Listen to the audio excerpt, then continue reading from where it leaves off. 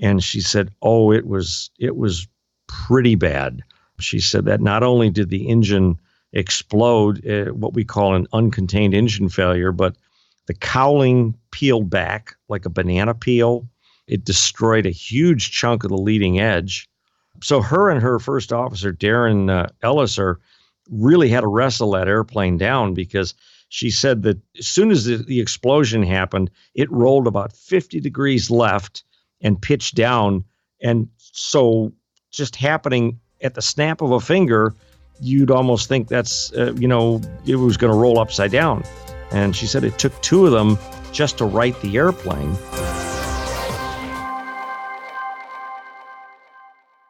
And that was Flying Magazine's senior editor, Rob Mark, talking about meeting the pilot who landed a Southwest jet after it had an uncontained engine failure last year. Rob will share that story and more from last week's AirVenture show in Oshkosh, Wisconsin. And after we talk with Rob, I'll go through more of the other top stories from AirVenture. Hello again, and welcome to Aviation News Talk Podcast. I'm Max Truscott, and this is our weekly show dedicated to everything general aviation, such as news and safety tips for pilots and student pilots like you. If you're new to the show, please click on the subscribe button so that each new episode of Aviation News Talk will be downloaded to your phone as soon as it's released for free. And if you're thinking of buying a new or used Cirrus SR20, SR22, or SF50 Vision Jet, please call me today at 650-967-2500. And since this is a listener-supported show, if you'd like to make a contribution, just go out to aviationnewstalk.com/PayPal to send us a few dollars via PayPal, or to aviationnewstalk.com/awesome to contribute through our Patreon site. Now here's our conversation with Rob Mark. And to help us here today is Rob Mark, senior editor at Flying Magazine, who also publishes the Jetwine blog at jetwine.com. He's worked as both an air traffic controller and as an airline, corporate pilot, and CFI. Rob, thank you for joining us here today. I'm just absolutely happy to be here, Max, and it's post-Oshkosh, post-AirVenture 2019. Well, thanks for coming to join us with a little bit of wrap-up here. I guess you were there all week. Let's just tell folks, how many Oshkoshes have you been to? When did you first start going? Oh, is that how we're going to start out? It's funny. We were at the Cirrus party, which I know you've been to a couple of times. That's right. And this year they were, because it was the 50th anniversary of AirVenture at Oshkosh. Mm-hmm. And so someone was talking about how many, if you've been more than 10 AirVentures, or raise your hand. And if you've been to more than 20, and it went on and on and on. And then finally, the Cirrus CEO said, has anybody ever been to the show when it was at Rockford, Illinois? And I think there were about 5 of us in the group that raised our hands.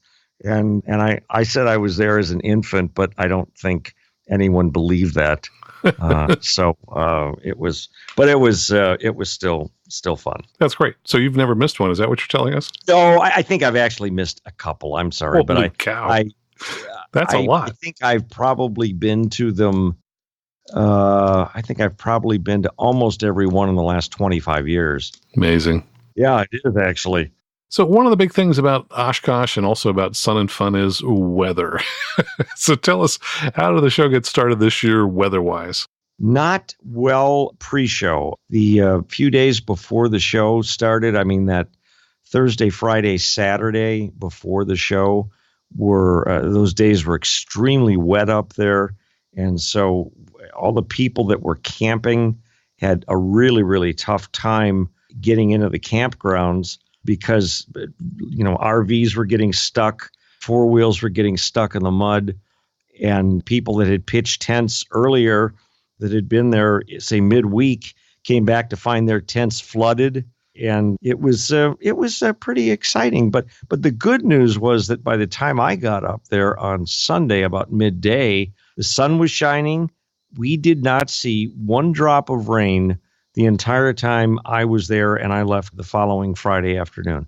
Wow, that's great, especially for the tent campers out there. Oh, it was. So everything started to dry out. I think actually Friday was going to be the warmest day that we had all week, I think somewhere up in the upper 80s. But the rest of the time, it was actually very, very pleasant, which was a nice change from some past AirVentures. Sure. Yeah. That you can either roast or it can be very pleasant. So yeah, that's cool. Well, I understand that there was some severe weather on Friday night. I saw a Facebook post from Jolie Lucas, who said that right behind where she was, there were 2 carbon cubs that got tossed around and apparently were either heavily damaged or destroyed by the storm. So I guess you had some good winds coming through there. Apparently, I know that I looked at the radar on, I think it was Friday, and the storms were pretty intense, and there was a lot of purple in the middle of those storms. Not good. Well, let's talk about what you saw and what your impressions were. Where would you like to start? What were some of your big net impressions from the show? Oh, gosh. There were some really fun things. Of course, I got to talk to a lot of old friends, people. There were people I didn't even know who knew me, who read the magazine or read Jetwine that said, gee, we've always listened or read or whatever. And they just came up and said hello. And that's one of the nice things about AirVenture. People you don't even know just come up and say, hey, how are you? I'm so-and-so from Australia or, wherever, France or Canada or even, Texas. But it was really fun to see a lot of people that I knew. And, I met one old fellow that I have to tell you about, a fellow named Jim Gorman, and some old-time EAA people may remember his name because I believe he was either the first or one of the very, very early Experimental Aircraft Association treasurers.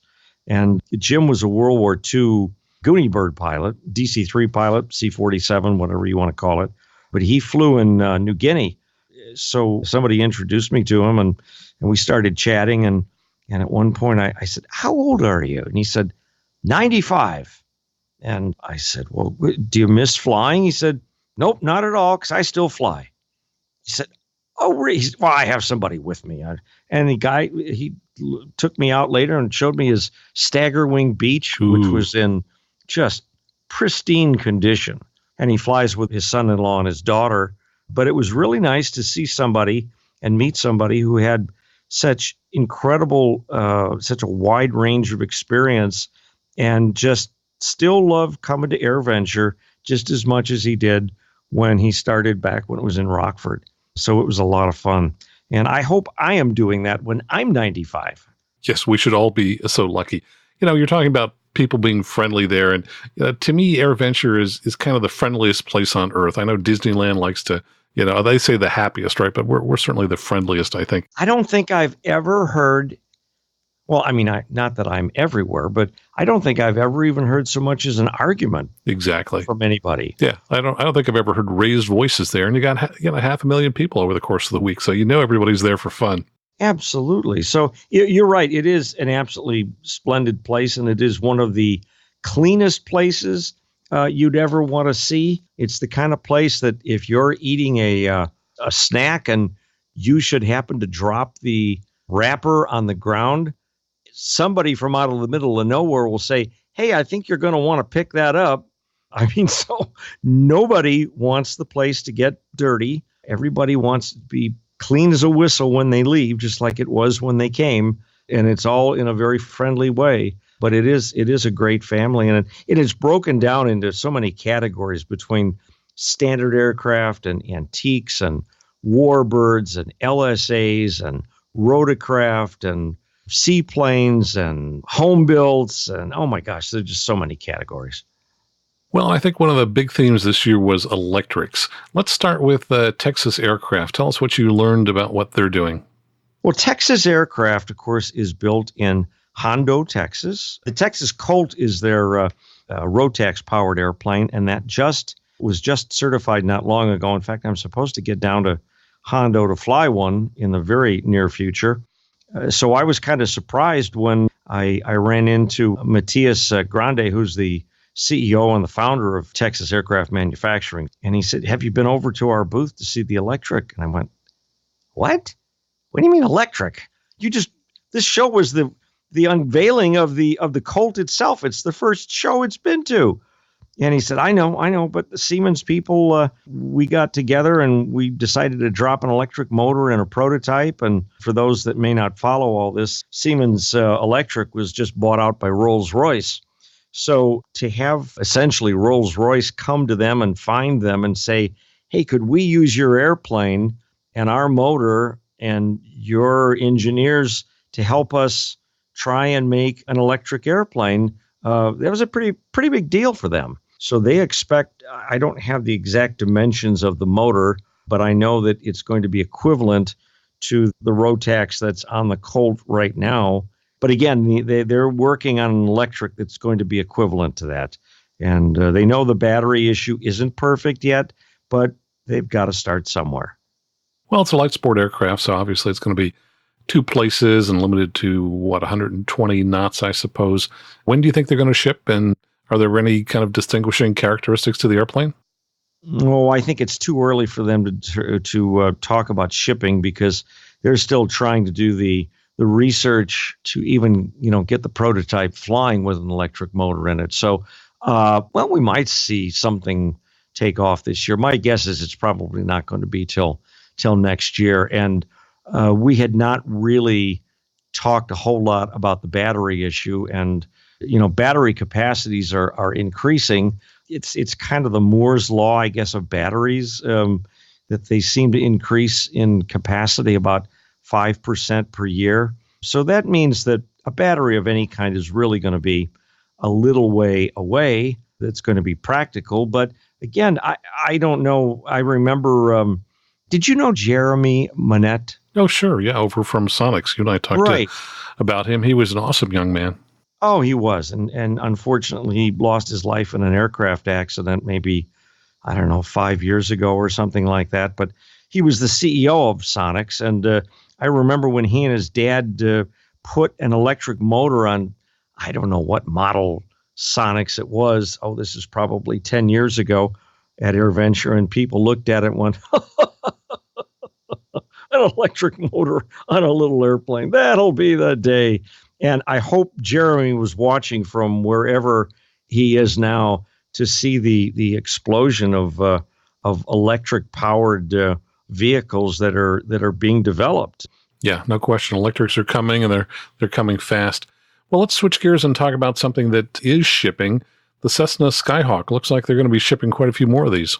Oh man, I have to admit, when we were talking Skyhawks with some folks, just even maybe a month and a half ago, as the weather started to thaw out in Chicago, I said I would be very surprised how much longer Cessna's going to keep producing the Skyhawk, because it's a 1950s design. Yes, it's been spiffed up and tweaked here and there, and bigger motors and better avionics and nicer interiors, but they just keep making them. And ATP Flight Training ordered 100 of them for their crew, and I believe Embry-Riddle, I think, ordered. Did they order some, or did I get that wrong? They did. That announcement came out toward the end of the show. They ordered 60 aircraft.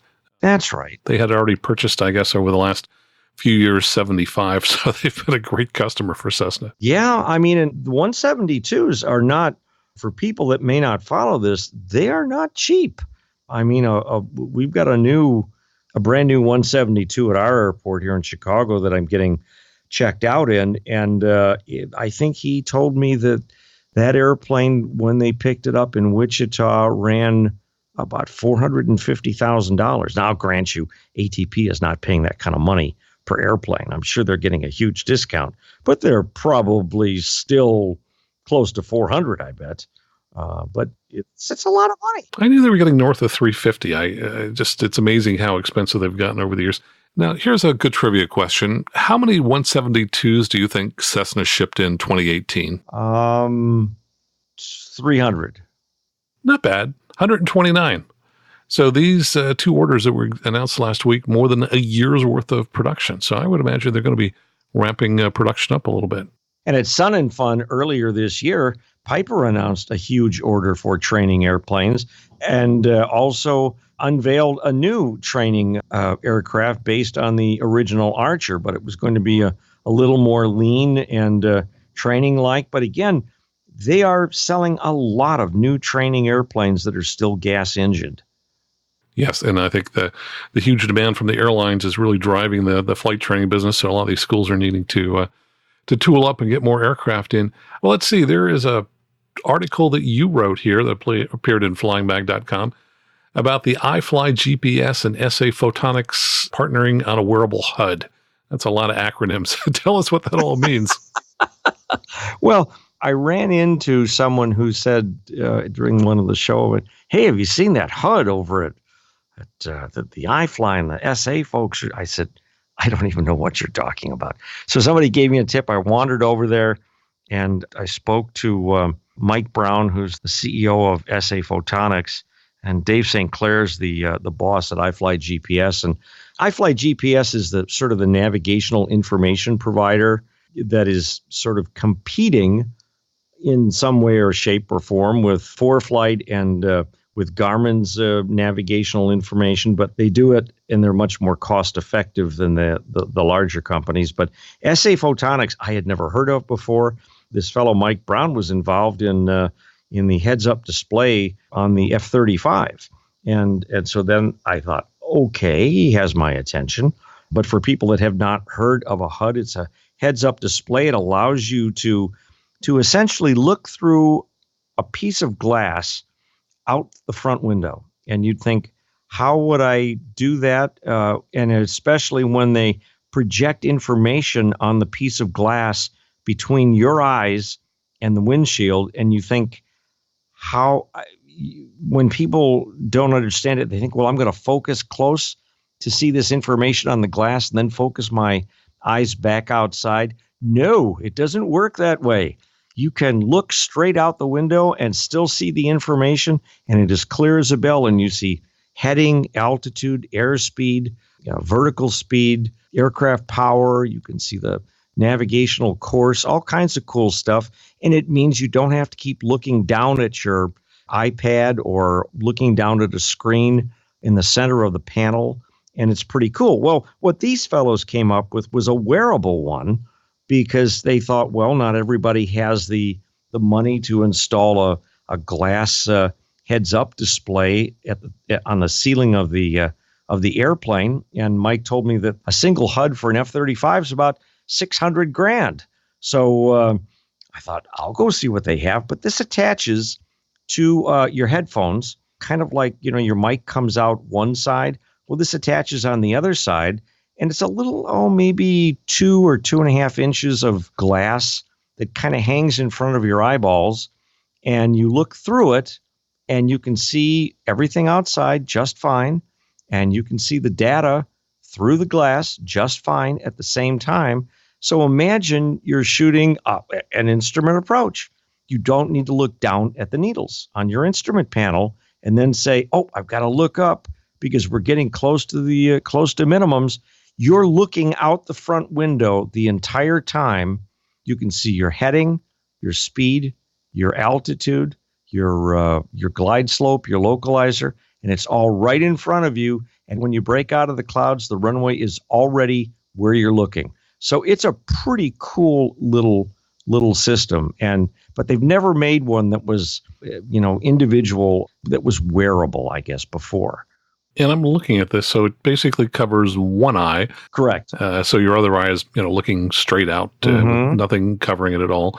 And there's a separate little control box. Now, in the control box, it looks like a lot of the information you would find on a PFD. So there's an attitude indicator and airspeed, altitude, and so on. All of that information that I see here in the control box, is that what's projected onto the glass in front of your eye? It is. And SA Photonics does the electronics to project this. And then the iFly GPS folks are the ones giving SA Photonics all of this navigational and flight plan information to put in that box. It's pretty cool. They're saying that it could sell for about $10,000. And as you turn your head, obviously the airspeed and altimeter is going to follow you wherever you're looking. But does the runway also move? No, that would not do that. So, you wouldn't want to, it's not a virtual reality kind of device. If I was flying with you and I turned my head to the right to see you, I could probably project my airspeed, altitude, and things on your head because that's what I'd see through my HUD. Right. Okay. In reality, you wouldn't be doing that. You'd be looking straight ahead. So it's being tested. It's not prime time yet, but they think that maybe before the end of the year or early next year, they will have a working model that is really going to be ready to go out and take in an airplane and try out. So they invited me to come back, and I'm absolutely going to do that. That looks like fun. We've written another story here for flyingmag.com, and I'm glad you wrote this one because I read about this and didn't really know what it meant. And it says, Redbird releases instrument rating gift. That's GIFT in all capital letters at AirVenture. So what are they giving away? What kind of gift is this? Well, I thought it was a gift as well, but the gift is nothing free. It actually costs $249. So you're buying your own gift. But what GIFT stands for is guided independent flight training. And essentially, you can get on any Redbird simulator, plug in a little USB key up in the upper corner, and it says, "Oh, this is Max Trescott. Would you like to work on your instrument rating today, Max?" And of course you go, "Yeah, sure, I'd like to do that," and it allows you to work with an instructor. Let's say you're learning how to fly a non-precision approach. I might fly with you for an hour or two to give you the basics of what it takes to get set up and be ready and actually fly a precision approach down to the miss. And the only way you'd have to normally practice that is to rent the airplane and just keep going back out with the instructor until you really had it kind of knocked down, or work on a flight training device. But then you have if you don't have anybody watching you, you could do it well, you could be sloppy, nobody would know. Well, the gift is trying to work in the middle somewhere. So it has what they call a coaching feature. When we tried out a flight, surprisingly, we did the ILS to 3.6 at Oshkosh. It pretended like I was pretty stupid. Though I didn't know how to fly instrument approach before, but now I do. So it was trying to be nice to me, and it gave me all the guidance. It acted as the air traffic controller and gave me radar vectors to the final approach, or it would have allowed me to fly the entire approach on my own. Now, again, this is after assuming you've worked with your instructor for a couple of hours.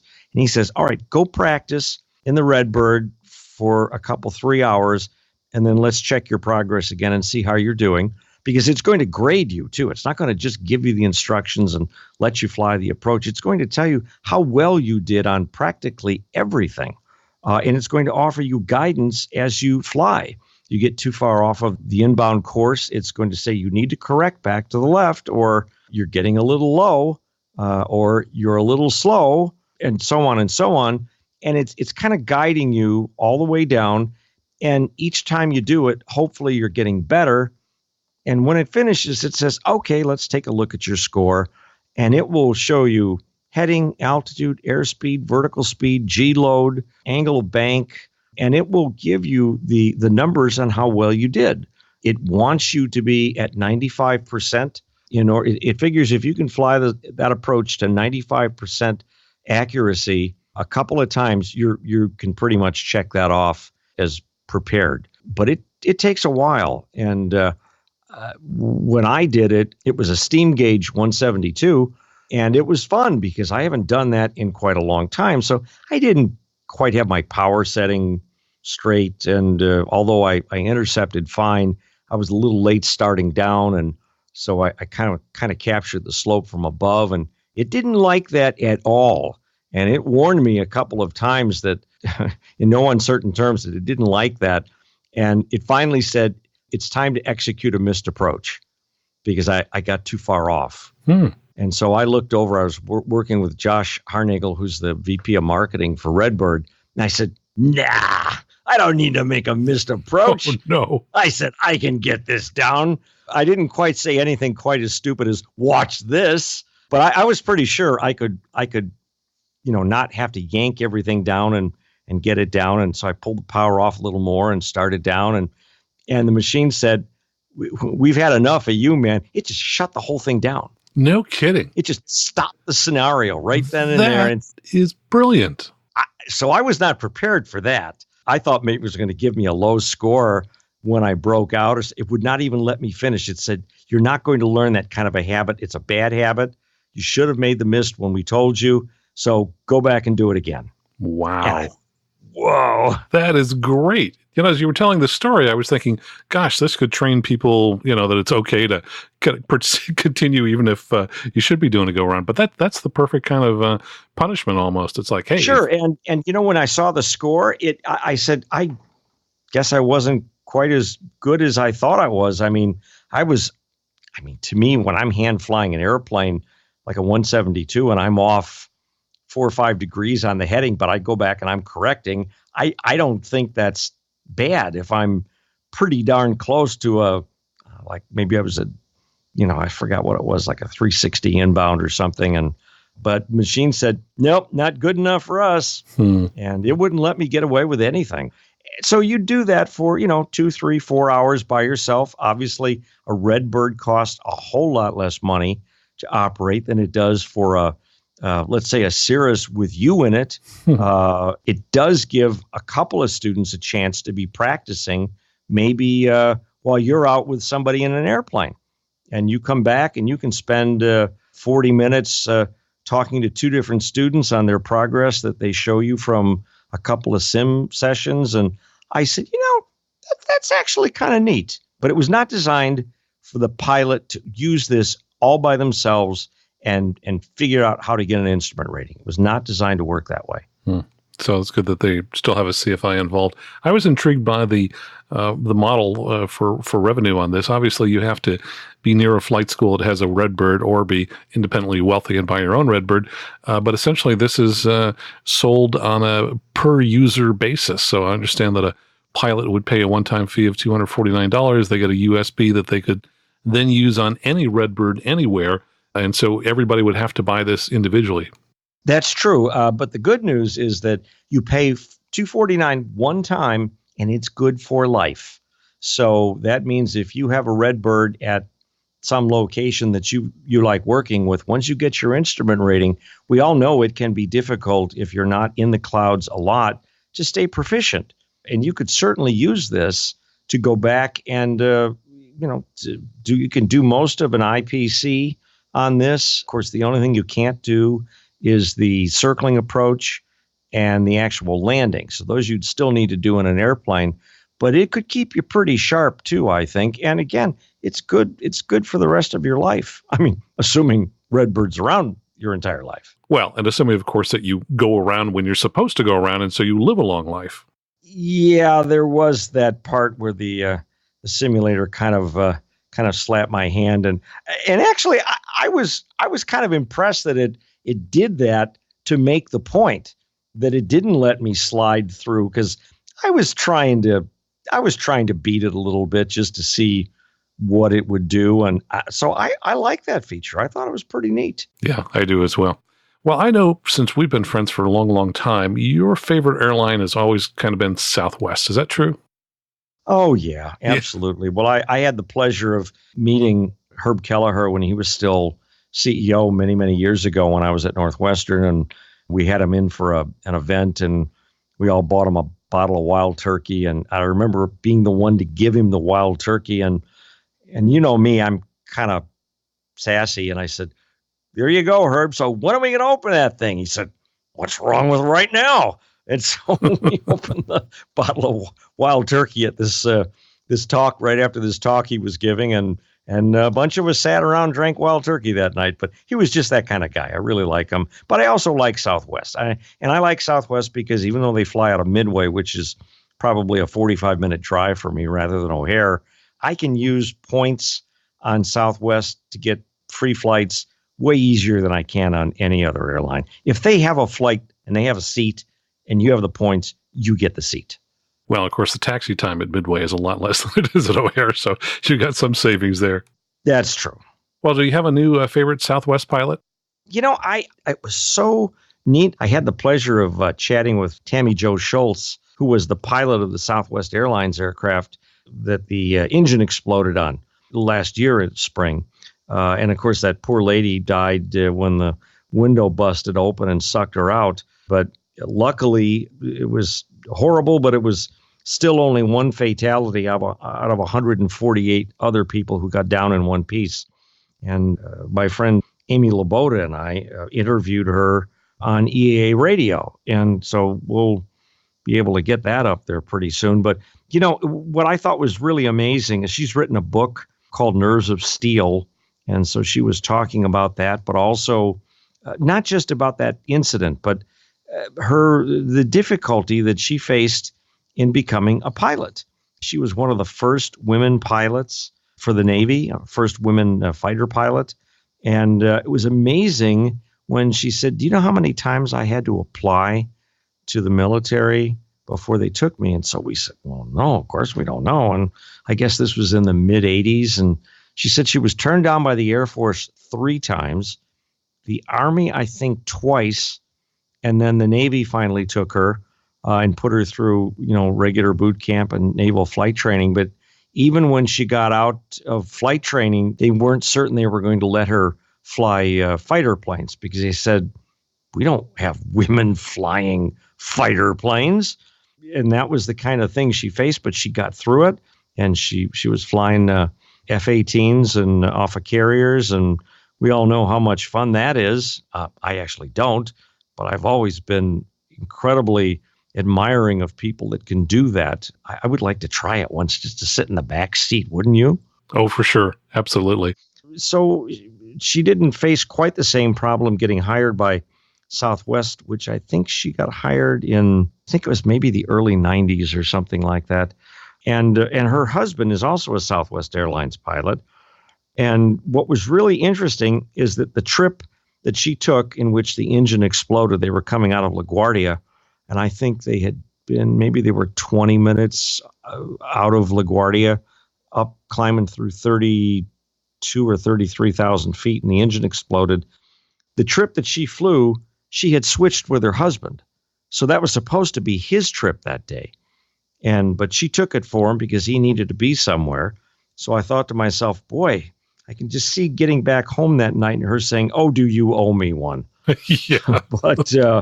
But what I thought was really another really interesting part is that we kind of talked about how bad was it? Because many of us, this guy included me, I thought, well, I don't know, they lost an engine.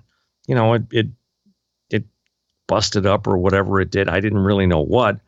And she said, oh, it was pretty bad. She said that not only did the engine explode, what we call an uncontained engine failure, but the cowling peeled back like a banana peel.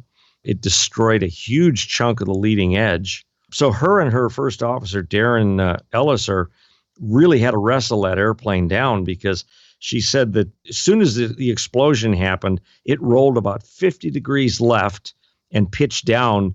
And so just happening at the snap of a finger, you'd almost think that's, it was going to roll upside down. And she said it took 2 of them just to right the airplane. But of course, the left engine was dead. So there was no point in, they just pull the throttle back. But it started to slow down from all the drag. And when they tried to increase power on the right engine, the airplane tried to roll left again. Wow. And so they had that to deal with. But of course, they also decided pretty quickly they were going to turn around and go back and land at Philly. And I think that's maybe a 9 or a 10,000 foot runway there. So they had a plan. And that was kind of how they coped with the stress. They said, okay, we're going to Philly. We're telling the passengers that's what we're doing. We're not going to die. We're not going to fall out of the sky. But they were testing that airplane all the way down because every time they tried to pull the power back, it acted funny. And it reminded me of that United DC-10 that went into Sioux City many years ago that they had major control problems with. They didn't want a lot of drag. They didn't want a lot of flaps. So they had to dump fuel. They had to keep the speed up. They had to figure out how slow they could get to and still control the airplane. But like I do, that when you're in that situation, they were test pilots and they had absolutely no solid evidence of what it was going to really do until they started trying to slow the airplane down. But they did get it down in one piece. And she said it was a really rough ride. She said it's one of the roughest rides she'd ever had in an airplane because, of course, it was very hard to control. And they landed on that 10,000 foot runway. And, oh, by the way, she said, one interesting thing, we didn't follow standard Southwest procedures. And I said, there's standard procedures for this. And she said, no, but when there's an emergency, they usually want the auto braking on maximum so that once the airplane touches down, it gets the airplane stopped real quick. And if you've ever been on a Southwest Airlines flight, when they're using auto braking, you almost have to have your hands on the back of the seat in front of you to keep from being thrown forward. And she said, but you know what? We figured these people had had such a terrible ride for the half hour before we landed at Philly. We just turned the auto braking off. We did a fairly decent touchdown, and we just let it roll all the way to the end and then turned off. And it was a pretty eye-opening discussion to hear what these two people up in the cockpit went through, not to mention what the three flight attendants went through back in the cabin. And can you give us a little flavor of what they went through? Well, of course, in the cabin, the oxygen masks came down almost immediately because the cabin depressurized when a piece of the motor that exploded came through the window and the window disintegrated, and that loss of cabin pressure was a huge vacuum, and that's what sucked the lady out through the window. But then there were lots of other passengers to deal with, a number of which the flight attendants mentioned got up to help to get oxygen masks on people who were very frightened and making sure that nobody and nothing was floating around the cabin. And she said it was just chaos. But again, they had, I don't know how many passengers helped out, but apparently quite a few. And they kind of got everybody calmed down and got some blankets out because, of course, even at 30-some thousand feet, the temperature was probably pretty cold. And they, kind of kept everybody settled down until they landed. But again, they told everybody they had a plan. They weren't just out of control. They were going to go back and land at Philly. And, they kept giving them updates. We're about 10 minutes from landing at Philly and maybe a little bumpy. But they did a lot of positive thinking and to keep everybody from panicking. And so after she got through telling us the story, I said, were you really sure that you were going to get that thing down in one piece? She said, not completely, no.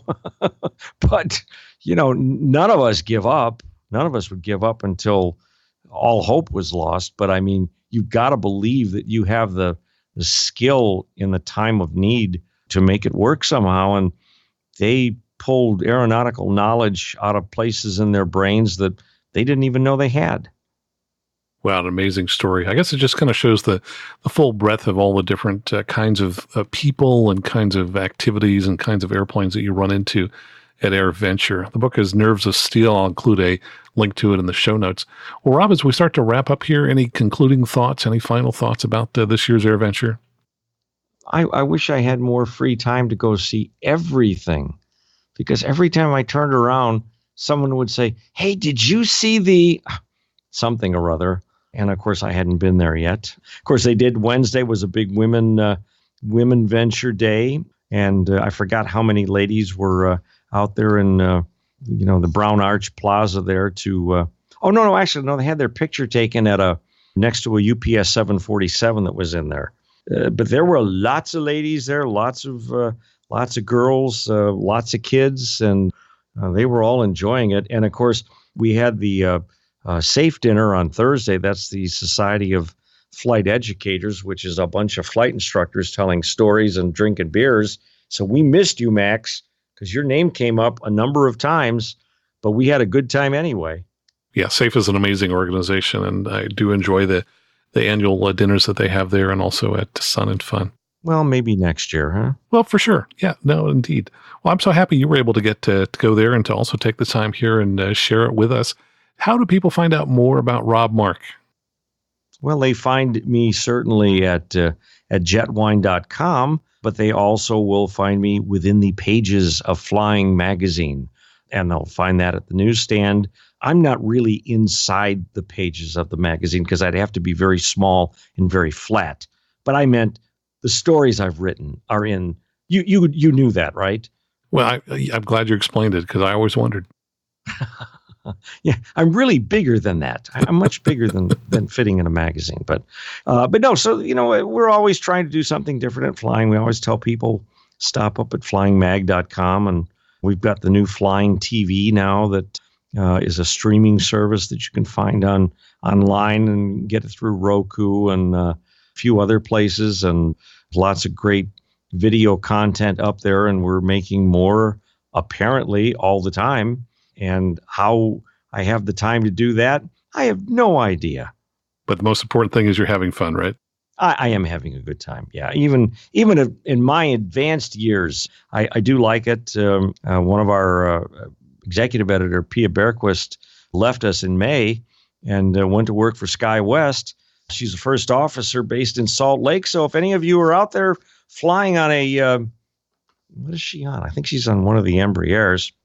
You might see this tall blonde lady in the right seat, and it's probably her. And of course, to replace her, we picked up Julie Felucci, who's pretty well known in the aviation journalism world, having worked with AOPA pilot for many years, with Jeppesen, with Cessna Pilot Centers. In fact, I think she worked for Jeppesen twice, and now she's with us, and she's a really good writer, and she's handling all of our social media, which Steve and I didn't really have the time to do anyway, so we're very grateful for the help. Well, and Flying Magazine is probably, like many other pilots here, something that has been a part of my life since I was a teenager. So I think they've got a fantastic staff. I'll include some links to the new video service that you just mentioned. And Rob, just want to thank you so much. Please come back and join us again soon. I absolutely will do that. And thank you so much for having me tonight. And let's chat again.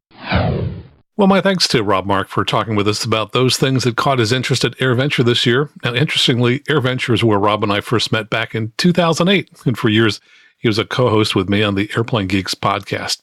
Now, I've added links in the show notes to his jetwine.com blog and to flyingtv.com, which is Flying Magazine's new on-demand video service that Rob mentioned. Now, there were more announcements at AirVenture than Rob and I could possibly cover. So I'm going to take a few minutes now to highlight just a few more stories of the biggest announcements from AirVenture. From aviationpros.com, Electric Jet Aircraft has recently begun flight testing of what is believed to be the world's first wearable electric jetpack, the EJ1. Now, by the way, this is not to be confused with the flying hoverboard that was seen in France during the Bastille Day celebrations and which recently attempted a crossing of the English Channel. Instead, this is the jetpack EJ1. It's a 16-engine EDF, that's electric ducted fan, jet clustered battery powered jetpack that weighs from 90 to 100 pounds, depending on battery load. The EJ1 is made to fly several feet off the ground with a 200-pound pilot and is manually weight shift controlled using a simple single throttle control that runs all 16 motors at once. The system is modular and made up of 4 thrusters of 4 motors each. 4 packs plus a pack harness and handlebar make up the EJ1. The company is offering individual thrusters as a product called Jet Pods, ready to deliver for $9,999, including batteries. I say the Jet Pods can be used for propelling hang gliders, paragliders, ultralights, or even stacked or arrayed to power larger aircraft with all-electric jet power. From flyingmag.com, Extra Aircraft unveils the new carbon fiber NG. For a long time, Walter Extra steered clear of developing an aerobatic aircraft made from carbon fiber, understanding its limitations in terms of residual strength following extreme loads, such as those from impact. But when a concept came to him that would allow the design to capitalize on the material's strength, he dove into the development of the aircraft that was unveiled last week at AirVenture, called the Extra NG. Powered by Lycoming AEIO 580 B1A 315 horsepower 6-cylinder engine, the new design makes leaps forward not only in the balance between controllability and stability, but also in cockpit ergonomics. Says Extra, it makes the pilot feel good with additional elbow room and comfortable positioning.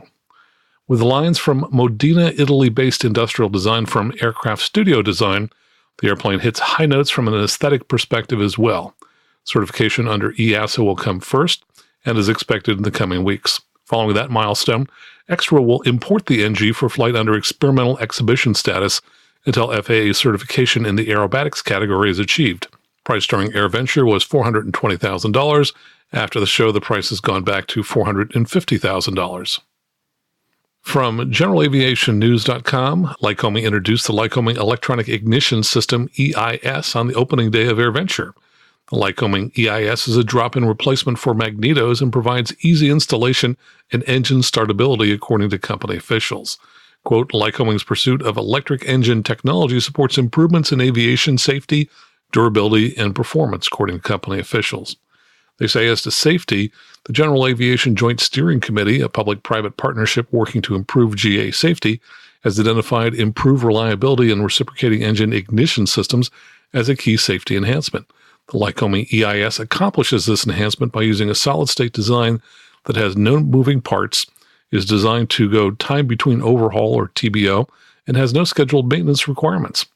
Lycoming officials added they've received numerous customer requests for an electronic ignition system option for their Lycoming engine. We're pleased to bring the Lycoming EIS to the market and offer this new option to our customers, said Shannon Massey, Senior VP and General Manager of Lycoming. Lycoming is in the process of obtaining FAA certification for the new ignition system. Meanwhile, Lycoming EIS is available immediately for all experimental Lycoming engines in a fixed timing configuration in both single or dual installation. And they say Cub Crafters is Lycoming's OEM launch customer for the dual Lycoming EIS. From AINonline.com, ForeFlight has announced the Sentry Mini, the newest addition to the Sentry line of ADS-B-in receivers. Priced at $299, the Sentry Mini is available for sale now at the ForeFlight booth at EAA AirVenture. Important features include a dual-band ADS-B receiver that displays weather and traffic through the ForeFlight mobile app, built-in WAS GPS that displays GPS position, and weather replay, which records an animated radar replay. The Sentry Mini can connect with as many as 5 devices, and over-the-air firmware updates are available via the ForeFlight mobile app. Quote, with Sentry Mini, ForeFlight customers have access to essential in-flight weather, traffic, and GPS information in a surprisingly compact device, said ForeFlight co-founder and CEO Tyson Weiss. ForeFlight teamed with Montana-based Avionics to design and manufacture the Mini. Quote, it is now well established that the use of ADS-B-in significantly enhances the safety of each and every flight. Sentry or Sentry Mini should be in each and every flight bag and cockpit, said Avionics CEO Paul Beard. Sentry Mini supports animated NextRad, METARs, TAF, AirMet SIGMETs, PIREPs, winds and temperatures aloft, TFRs, NOTAMs, SUA information, that's a special use airspace, turbulence, lightning, cloud tops, and weather advisories from air traffic control centers. It can also receive air-to-air traffic info from ADS-B out-equipped aircraft and rebroadcast traffic information from FAA ground stations. And we'll have a link to this in our show notes, which will take you directly to where you can order the product from Amazon. From GeneralAviationNews.com, Continental introduces drop-in engine replacement for Cessna 172s. Now, that's kind of an interesting twist because in recent years, most of the engines in Cessna 172s are from Lycoming. Anyway, it says Continental introduced a new STC to install a prime TMIO-370-D3A3 engine into Cessna R and S series. Those would be the most recent years of Cessna 172s. The fuel-injected 4-cylinder power plant is an economical option to replace the original engine at TBO for 180 horsepower Cessna 172R and S models, according to company officials. And I think those are the ones delivered since 1997. The Prime IO 370-D3A3 delivers 180 horsepower, including roller tappets, and comes with a recommended TBO of 2,200 hours that extends to 2,400 hours for high-utilization aircraft.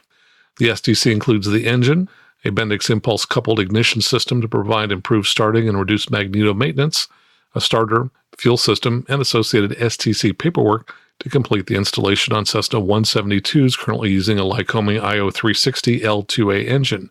The STC is priced at $27,226. The complete kit is available to order with delivery starting in September 2019. From AOPA.org, the Sling NGT LSA joins the growing fleet. The airplane factory announced that a new light sport aircraft has joined the company's expanding Sling product line. The Sling NGT, or Next Generation Trainer, has a 2-place low-wing airframe with a bubble canopy. It's powered by a Rotax 912IS power plant with full authority digital engine control, said Wayne Totham, co-chief executive officer of Sling Pilot Academy. It cruises at 120 knots and can climb at nearly 1,000 feet per minute. The airplane is meant to be a modern trainer for aspiring airplane pilots, he said, noting that the NGT has a Garmin G3X glass panel, which he said is preferable for pilots who aspire to fly for the airlines. At the same time, it offers an economic fuel burn of less than 4 gallons per hour. The IFR-certified Sling NGT is available for $202,480. From AOPA.org, the Pipistrel Alpha trainer has been chosen to train future U.S. Air Force pilots in a solo flight program coordinated by a California flight school. The Aviation Character Education, or ACE program, is intended to help the U.S. Air Force address a growing pilot shortage by vetting applicants before they're enrolled in a formal Air Force flight training program. U.S. Aero Club in Fullerton, California conducts the training. Quote, normally this would take 6 months and cost the government $200,000 per student, said Michael Coates, master distributor of Pipistrel USA, who discussed the program at AirVenture. Instead, students newly graduated from high school enroll in an intensive 2.5-week program designed to get them from 0 flight hours to solo. It costs about $6,000 per student, and it weeds out individuals who wouldn't be suited for the full Air Force pilot program. In 2 weeks' time, we start with another 30 students in Compton, California, and will continue 5 to 6 times per year. He said it's a good gateway for young people with no aviation experience, but an interest in aviation to get involved through the Air Force. And from aeronews.net, Garmin introduces the GNC 355, which is a GPS navigator with LPV approach guidance, complete with a built-in comm radio. They say with the new GNC 355, pilots can take advantage of the benefits of WAAS while also incorporating a modern comm radio into their existing avionics stacks. Intended for a Class 1-2 aircraft that weighs 6,000 pounds or less, as well as experimental amateur-built aircraft, the GNC 355 STC is imminent and will be available in August from Garmin dealers for over 700 makes and models. Quote, based on the popularity of legacy products like the GX60 and the GNC 250/300XL, as well as customer excitement for our new GPS 175 and GNX 375, we're pleased to bring the GNC 35 to market, said Carl Wolf, Garmin VP of Aviation Sales and Marketing. They say that it includes a number of capabilities, including WAAS and LPV approach guidance, wireless connectivity, a modern comm radio, and with its standard Mark width form factor, pilots can easily add the GNC 355 without overhauling the panel of their aircraft. It says that the unit is 6.25 inches wide by 2 inches tall and includes a colorful and responsive touchscreen display that includes a familiar Garmin user interface. An array of interface options include the G3X touch flight display for experimental and certificated aircraft, the G5 electronic flight instrument, the GFC 500 and GFC 600 autopilots, as well as select third-party autopilots. Additional interface options include pairing the GNC 355 with a dual-link Garmin ADS-B solution such as the GTX 345 or GDL 88. When paired with these products, the GNC 355 is capable of displaying subscription-free in-flight broadcast weather and ADS-B traffic. The Wireless Connect's cockpit connectivity offers flight plan transfer via Bluetooth to and from compatible portables and mobile devices running the Garmin Pilot and Flight Plan Go applications. The GNC 355 and 355A are expected to be available in August, starting at a list price of $6,995 and $7,695 respectively. A free GNC 355 trainer app is also available for download on Apple mobile devices. And in addition to all of these great announcements that came out of Oshkosh, I wanted to mention an aspect that probably doesn't get talked about a whole lot. There are about 10,000 aircraft to fly into AirVenture every year, but unfortunately not all of them make it there and back. So I pulled about 5 different quick stories just to tell you about folks who were not able to complete their trip. From AJC.com, 2 pilots died after takeoff in a SR-22 in Georgia. That aircraft took off just before sunrise. It's unknown why it crashed after takeoff. And also from the PressDemocrat.com, 3 family members from Sonoma County, which is here in Northern California, were killed in Nebraska when their Beechcraft Baron crashed on the way home. All 3 members were of the same family, and all 3 of them were licensed pilots. There were also some non-fatal crashes. There was a plane crash in Vernon County on the way to EAA AirVenture from Madison.com. So this was in Wisconsin. 2 pilots were injured. There was also a Cessna 172 that went down in Wisconsin, south of Oshkosh, from WBay.com. The pilot actually was uninjured and left the scene of the accident, leaving authorities to wonder where he was. He did later return. The airplane landed in a field immediately next to a road, and it appeared like it didn't have a whole lot of damage to it. And finally, from Fox11Online.com, a Piper Cub on floats didn't quite make it. It was en route to the seaplane base at AirVenture, being flown by a 74-year-old man from the United Kingdom. And the story says, to his credit, he managed to put the feet of the plane. Now they're talking about the floats because this aircraft was on floats. They said that he managed to put the feet of the plane, which was an amphibious plane, basically between the rows of soybeans, so it hardly damaged anything. They said the gentleman was fine. Apparently, it was all just a fuel cap issue that wasn't getting fuel to the engine.